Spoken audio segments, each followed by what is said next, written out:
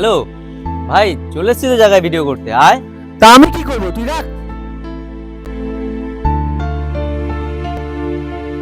তাহলে কি ওরা অন্য কারোর সঙ্গে ভিডিও করছে?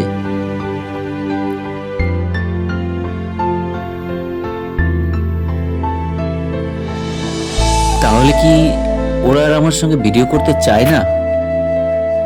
পাপ্পুকে তাহলে আরেকবার ফোন করে দেখি। হ্যালো ভাই, বলছি ভাই রিল বানাতে এসেছিলাম, আয়। আরে ভাই, ওরকম ফাউ সময় আমার নাই, রাখ তো।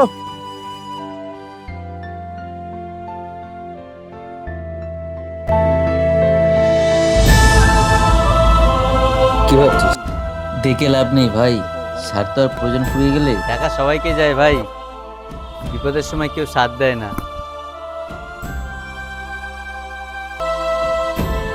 শুধু বন্ধুরা নয়, অবশেষে এটাই বুঝলাম, স্বার্থের জন্য আপন মানুষগুলোও পর হয়ে যায়।